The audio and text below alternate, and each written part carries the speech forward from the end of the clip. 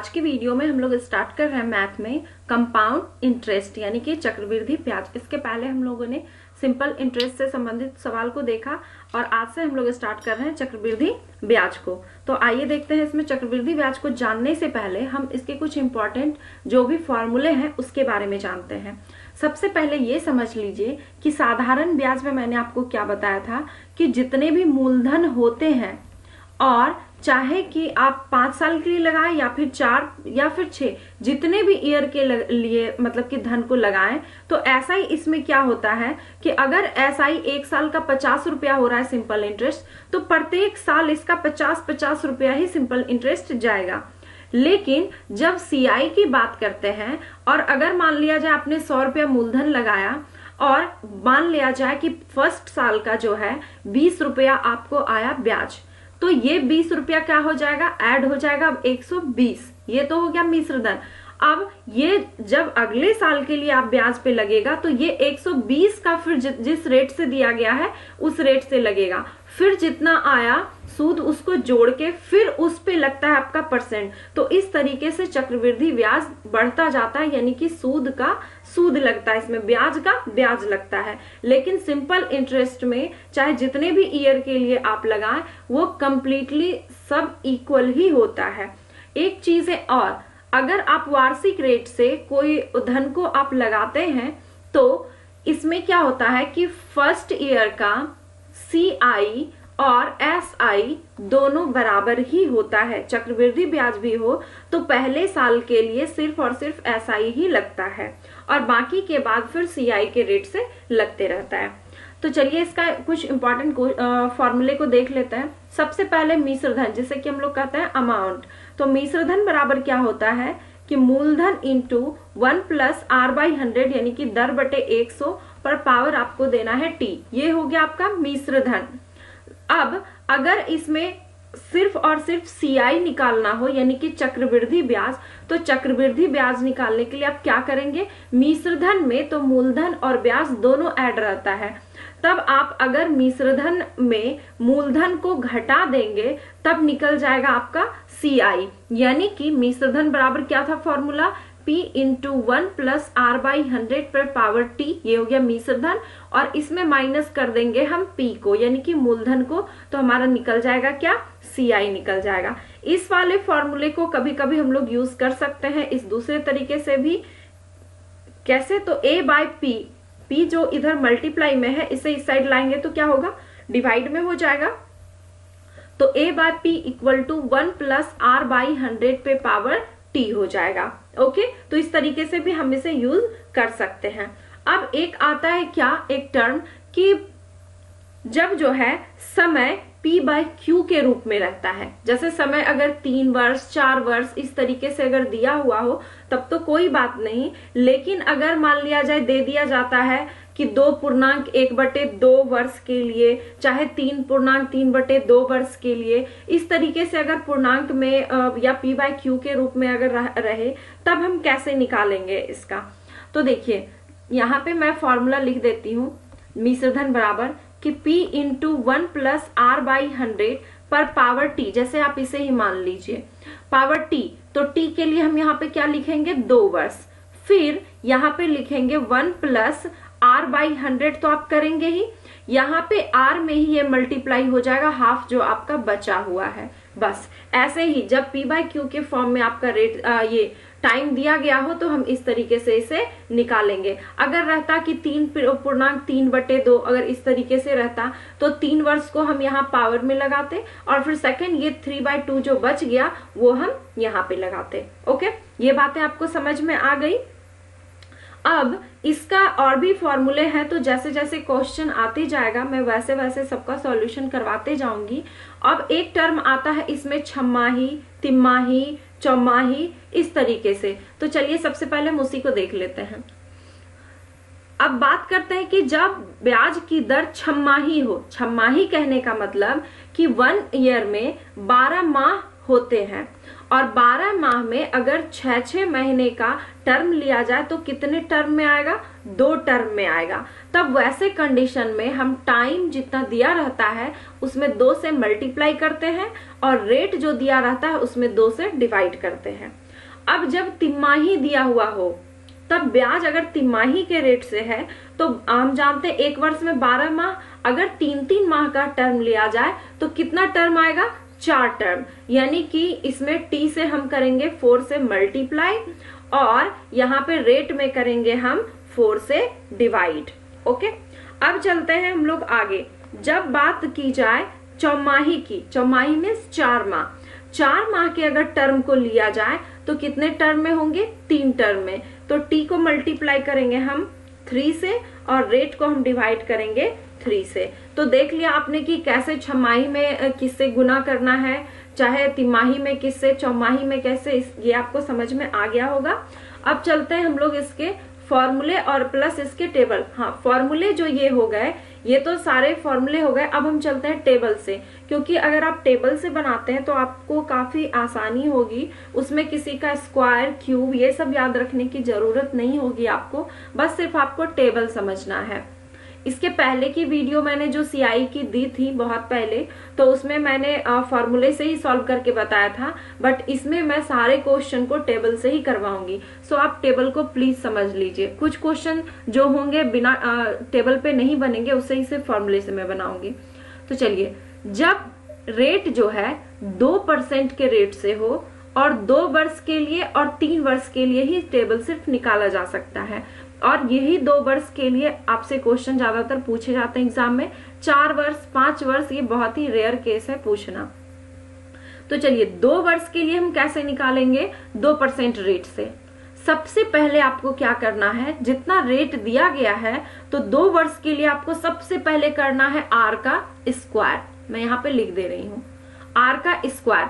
तो 2 का स्क्वायर करेंगे कितना आ जाएगा, 4। लेकिन आपको यहाँ पे 2 डिजिट में रखने हैं। 2 डिजिट में यहाँ पे तो एक ही डिजिट है, तो उसके लिए हम डालेंगे एक 0। अब यहाँ पे पॉइंट रखेंगे। अब फिर सेकेंड टर्म में क्या करना है, आपको रेट में मल्टीप्लाई करना है 2 से। तो रेट हो गया 2 और उसमें मल्टीप्लाई करेंगे 2 से, तो कितना हो जाएगा 4। ये इतना परसेंट हो गया। ये जो भी निकलेगा हमारा, ये डायरेक्ट सीआई निकलेगा 2 वर्ष के लिए और 3 वर्ष के लिए। ओके, चलिए, अगर आपको इसमें समझ में नहीं आया तो आपको सेकंड में समझ में आ जाएगा। 3% के रेट से लेते हैं तो 2 वर्ष के लिए सबसे पहले क्या करेंगे, 3 का करेंगे स्क्वायर। तो 3 का स्क्वायर करेंगे तो 9 आ जाएगा। ये भी 1 डिजिट का ही है, तो 2 डिजिट बनाने के लिए हम यहाँ पे डालेंगे एक 0। फिर पॉइंट बैठाएंगे और 3% है ना, इसे मल्टीप्लाई करेंगे हम 2 से, तो कितना हो जाएगा, 6 हो जाएगा। तो 6.09% ये हो जाएगा आपका। चलिए, अब 4% के लिए देखते हैं। 4 का करेंगे स्क्वायर, तो 4 का स्क्वायर कितना हो जाएगा, 16। अब ये तो 2 डिजिट का आ गया, अब इसमें 0 लगाने की जरूरत नहीं है आपको। अब फिर 4 को करेंगे 2 से मल्टीप्लाई, तो कितना हो जाएगा, 8। तो 8.16% हो गया। अब 5 का करते हैं। 5 का स्क्वायर क्या हो जाएगा, 25। तो 25 लिख दिया हमने, और 5 को 2 से मल्टीप्लाई तो 10, यानी 10.25। आई थिंक अब आपको समझ में आने लगा होगा। फिर 6 का भी करेंगे तो स्क्वायर 36 हो जाएगा, और 6 गुने 2 कितना हो जाएगा, 12। 7 का करेंगे तो कितना हो जाएगा, 49 हो जाएगा, और गुना 2 करेंगे तो कितना हो जाएगा, 14। तो 14.49 हो जाएगा। आगे भी हम देख लेते हैं। आगे है 8 का, तो 8 का स्क्वायर करेंगे तो कितना हो जाएगा, 64, और 8 गुने 2 करेंगे तो कितना हो जाएगा, 16। तो 16.64%। अब 9 का करेंगे तो 9 का स्क्वायर कितना, 81, और 9 गुने 2 कितना हो जाएगा, 18। तो 18.81 हो जाएगा, इतना परसेंट। अब 10 का करके देखते हैं। 10 में देखिए, 10 का जब आप स्क्वायर करेंगे तो कितना आ जाएगा, 100 आ जाएगा। लेकिन आपको 2 ही डिजिट रखना है, यहाँ तो 3 डिजिट है, तो 2 डिजिट के लिए हम 0 रखेंगे।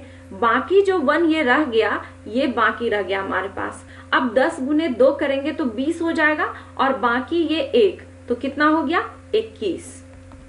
ये हो गया हमारा 2 वर्ष के लिए। अब चलते हैं हम 3 वर्ष के लिए कैसे निकालना है आपको।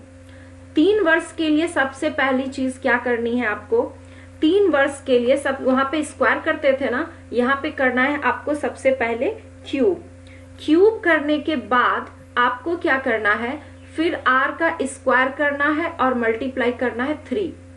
और थर्ड टर्म में, इसमें 3 टर्म में होंगे, थर्ड टर्म में आपको करना है r मल्टीप्लाई, आपको ये 3 टर्म करने हैं, पहला r का क्यूब, दूसरे में r स्क्वायर मल्टीप्लाई 3 और तीसरे में r मल्टीप्लाई 3 करना है। चलिए अब इसे सीखते हैं। 2 का क्यूब करेंगे और हाँ, ये तीनों टर्म में ना यहाँ पे पॉइंट आएगा और ये दोनों 2-2 डिजिट में ही आपको लेना है हमेशा।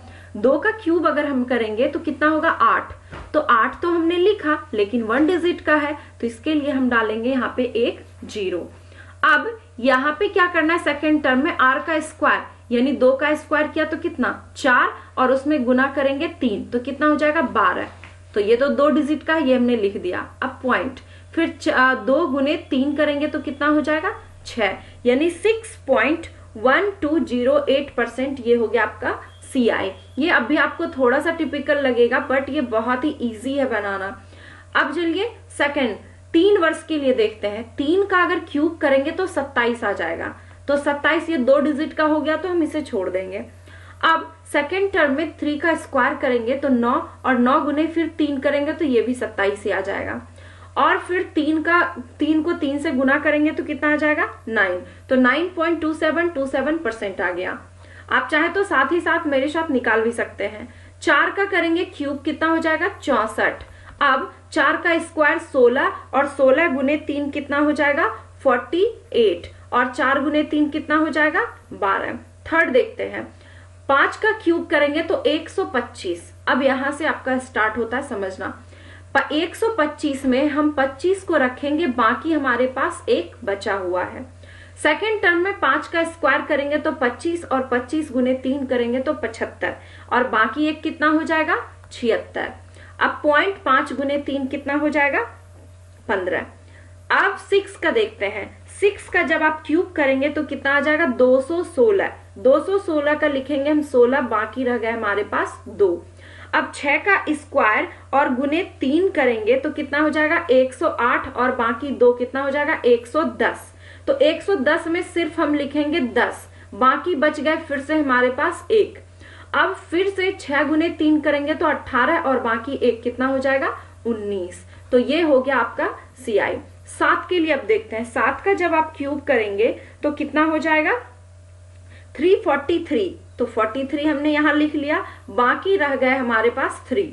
अब 7 का स्क्वायर और मल्टीप्लाई 3 करेंगे तो कितना हो जाएगा 147। 147 में 3 ऐड करेंगे तो 150 हो जाएगा, तो यहाँ पे 50 लिखेंगे और 1 रह गया फिर से हमारे पास बाकी।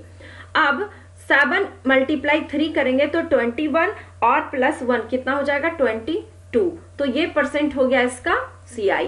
अब आगे भी आप चाहे तो इसका खुद से निकाल सकते हैं और खुद से चेक कर सकते हैं। तो मैं सारे का लिख देती हूँ यहाँ पे कि ये 8 का कितना आएगा, 9 का कितना आएगा। 8 का जब आप करेंगे तो 25.9712 आएगा, आप खुद से निकाल के देख ले और आप सीख भी जाएंगे इस तरीके से। 29.50 और 29%। एक मैं 10 का बता देती हूँ। 10 का जब आप क्यूब करेंगे तो आ जाएगा कितना 1000। 1000 में आपको सिर्फ 2 डिजिट लेने हैं, तो 00 हमने ले लिया, बाकी रह गए आपके पास 10। अब 10 का अगर आप स्क्वायर करेंगे तो 100 और गुने 3 300, 300 और प्लस 10 कितना हो जाएगा 310। तो 310 में सिर्फ लेंगे हम 10, बाकी बच गए हमारे पास 3। अब 10 गुने 3 हो जाएगा कितना 33 और प्लस 10 गुने 3 30 और प्लस 3 कितना हो जाएगा 33। तो इस तरह से इसका CI कितना आ गया 33.1% आ गया CI। एक चीज और समझ लीजिए यहाँ पे, ये तो CI सबका निकला। अगर मिश्र धन यहीं पे हम निकालना चाहे तो डायरेक्टली निकाल सकते हैं। 3 वर्ष के लिए अगर मान लिया जाए 10% को लेके देखते हैं तो 33.1 है ना, तो इसका मिश्र धन हो जाएगा 133.1%। अगर 2 वर्ष वाले में आप यहाँ पे देखें, किसी को भी आप ले सकते हैं, अगर 21% इसका आया है तो 121% इसका हो जाएगा मिश्र धन। इस पे लेके चले तो यहाँ बस 100 ऐड कर देना है, तो 118.81% हो जाएगा इसका मिश्र धन। ओके, आई होप कि आपको ये जितने भी टेबल मैंने समझाया आपको अच्छे से समझ में आया होगा। थोड़ा सा बस आपको टिपिकल लगेगा, लेकिन जब आपको आदत पड़ जाएगी तो ये बहुत ही इजी वे में बनता चला जाएगा। तो आइए अब देखते हैं इस पे कुछ क्वेश्चन को सॉल्व कर लेते हैं हम लोग। पहला क्वेश्चन दिया गया है, कहता है कि मोहन ने 6400 रुपये 3 वर्ष के लिए 5% वार्षिक चक्रवृद्धि ब्याज की दर से उधार लिया। वापसी के समय उसे कुल कितना धन देना पड़ेगा। वापसी के समय कुल कितना धन का मतलब ये हुआ कि आपको यहाँ मिश्र धन पूछा जा रहा है। तो मिश्र धन सबसे पहले देखिए 5% का 3 वर्ष के लिए हमने क्या किया था, सबसे पहले तो 5 का क्यूब 125, तो 25 लिखा, बाकी 1, फिर 5 का स्क्वायर करेंगे तो 25 और गुने 3, 25 तिया ही 75 और बाकी 1 कितना 76 और 5 गुने 3 15। तो ये तो आपका देखिए कितना इजी वे में निकल गया। ये सिर्फ CI निकला आपका, लेकिन आपसे क्या पूछा जा रहा है, मिश्र धन पूछा जा रहा है। तो 6400 का डायरेक्टली 115.7625 हमने कर दिया, इतना परसेंट निकाल लीजिए आप। पॉइंट हटाएंगे तो 0000 इस तरीके से आएगा। 20 को आप कैंसिल कर दें, बाकी चाहे तो 0 को छोड़ के डायरेक्टली आप इन दोनों को मल्टीप्लाई कर दें तो आपको और भी ज्यादा सुविधा हो जाएगी। तो जब आप इसे मल्टीप्लाई करेंगे ना तो आपका आंसर आ जाएगा 74088, इतना रुपया आ जाएगा आपका आंसर। और नहीं तो बाय फॉर्मूला आप बनाइए, जो मैंने फॉर्मूले आपके बताए हैं कि मिश्र धन बराबर लगा दीजिए आप मूलधन इंटू 1 + r/100 और पावर t यानी कि 3। तो इस तरीके से भी आप बना सकते हैं। अगला क्वेश्चन देख लेते हैं। कहता है 6400 रुपया पर 10% वार्षिक चक्रवृद्धि ब्याज की दर से 3 वर्षों का चक्रवृद्धि ब्याज कितना होगा। तो देखिए 3 वर्ष के लिए चक्रवृद्धि ब्याज अगर आपको याद है 10% का, तो आपने क्या निकाला था 33.1 लास्ट टाइम। ये आपको कुछ चीजें क्या होगी, क्वेश्चन बनाते बनाते आपको याद हो जाएगा। तो 33.1% यहाँ पे पूछा जा रहा है चक्रवृद्धि ब्याज कितना होगा। तो डायरेक्ट कितना निकालेंगे, 6400 का 33.1% हम निकाल लेंगे। यहाँ पे पॉइंट हटाएंगे 0, 00 कट हो गया, दोनों को आप मल्टीप्लाई कर दीजिए। मल्टीप्लाई करेंगे तो कितना आ जाएगा 2118.40, इतना रुपया आ जाएगा इसका आंसर। गुना करने में आपको बहुत ज्यादा टाइम नहीं लगेगा, आदत हो जाएगा तो आप बहुत जल्दी निकाल सकते हैं। अगला क्वेश्चन देख लेते हैं। कहता है 300 रुपये कितने वर्षों में 10% वार्षिक चक्रवृद्धि ब्याज की दर से 3993 रुपया हो जाएगा। का मतलब है कि ये क्या है, मिश्र धन दिया गया है। ये आपका सॉरी यहाँ पे 3000 होगा। 3000 रुपये का कितने वर्ष में 10% के रेट से ये इतना हो जाएगा। मिश्र धन दिया गया है तो हम फॉर्मूला लगाएंगे क्या, A/P = 1 + r/100 का पावर t। ये मैंने p यहाँ से कुछ नहीं किया, आप अमाउंट बराबर क्या लिखते हैं यहाँ p × 1 + r/100 पावर t। तो p को हमने यहाँ पे ले लिया। अमाउंट दिया गया 3993 बाय कितना दिया गया, मूलधन 3000 रुपये। r का मान है 10, तो यहाँ पे जब आप 10 रखेंगे तो ये कितना आ जाएगा 110/100 पर पावर t। अब यहाँ पे आप देख लीजिए एक चीज है, ये 0 कट गया ना, और यहाँ पे क्या बचा हुआ आपके पास 11 और यहाँ पे 10 बचा हुआ है। अब एक चीज है तो तय है, ये जब भी आएगा तो 11/10 के ही फॉर्म में आएगा। अब देख लीजिए कैसे, अगर ये आपको समझ में नहीं आ रहा है कि 11/10 के फॉर्म में कैसे लाएंगे हम, तो यहाँ पे देखिए अगर ये 3000 के बदले अगर यहाँ पे 1000 हो जाए तो 3 से आप कट कर दीजिए, 1000 हो गया। यहाँ पे कितना आ जाएगा 1331। अब अगर आपको नहीं भी याद है ना, लेकिन कंफर्म रहिए कि 11 का ही होगा। ये 10 का क्यूब है ना, तो यहाँ पे लिखिए 11/10 का क्यूब और बराबर 11/10 पर पावर t। ये आपका कैंसिल हो गया और t का मान कितना आ जाएगा 3 वर्ष इसका आंसर। अगला सवाल देख लेते हैं। कहता है 50,000 रुपए का 3 वर्ष का चक्रवृद्धि ब्याज क्या होगा, जबकि ब्याज की दर पहले जो है 10%, दूसरे वर्ष 15% और तीसरे वर्ष 20%, यानी कि तीनों जो है तीनों वर्ष के लिए अलग अलग साल में अलग अलग रेट से लिया जा रहा है। तो मैं पहले एक समझा देती हूँ आपको। 1 प्लस जब r/100 आप लिखते हैं तो इसके लिए 110/100 हो जाएगा जब आप रख के सॉल्व करेंगे तो दूसरे के लिए भी 115/100 ऐसा कुछ आ जाएगा। तो डायरेक्टली हम लिखते हैं यहाँ पे आपसे, लेकिन चक्रवृद्धि ब्याज पूछा है, ये आपको याद रहे। 50,000 का डायरेक्टली हम निकाल लेते हैं 110/100, फिर गुने 115/100 गुने 120/100 हो गया 3 साल के लिए। लेकिन आपको CI निकालने के लिए इसमें फिर 50,000 रुपये को माइनस करना होगा। तो इसे पहले सॉल्व कर लेते हैं। तो इसे जब आप सॉल्व करेंगे तो कितना 1 2 3 4, ये 4 0। फिर से यहाँ पे देखिए कि 2 जीरो, एक ये और एक ये दोनों कट हो जाएगा। अब सबको मल्टीप्लाई कर दीजिए, मल्टीप्लाई करेंगे तो 75900 आ जाएगा और इसमें आपको माइनस करना है 50,000 रुपये। जब माइनस करेंगे तो 25,900 रुपया आ जाएगा इसका CI आंसर। अगर मिश्र धन पूछता तो हमारा आंसर यही होता। अगला सवाल देख लेते हैं। कहता है कि 2400 रुपया 10% वार्षिक दर से 1.1/2 वर्षों में कितने रुपया हो जाएगा यदि ब्याज का संयोजन छमाही हो। अब आ गया छमाही वाली बात। छमाही का मतलब कि एक साल में 12 माह होते हैं, तो 6 माह के टर्म में कितने टर्म हो जाएंगे? 2 टर्म हो जाएंगे। तो 2 टर्म हो जाएगा तो रेट में हमें 2 से डिवाइड करना है, यानी 10/2 करेंगे तो 5% रेट हो गया। और इसे जब तोड़ेंगे तो 3/2 आ जाएगा ये टाइम, और टाइम में हमें 2 से मल्टीप्लाई करना है, तो टाइम आ गया कितना? 3 वर्ष। आपको क्या निकालना है यहाँ पे? कितना रुपया हो जाएगा, यानी कि मिश्र धन निकालना है। तो मिश्र धन जब निकालना है और आपको याद होगा 5% के रेट से 3 वर्ष के लिए कितना हो जाता है CI टेबल के रेट से? तो 15.7625% होता है CI के रेट से। आप निकाल के फिर से देख लीजिएगा।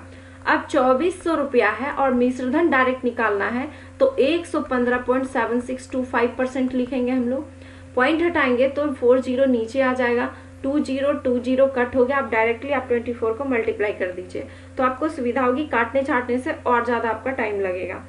तो 2778.30 इतना रुपया आ जाएगा इसका आंसर मिश्र धन। तो आपको ये वीडियो कैसा लगा कमेंट करके बताएं, और भी वीडियो देखने के लिए चैनल को प्लीज लाइक करें, सब्सक्राइब करें, शेयर करें।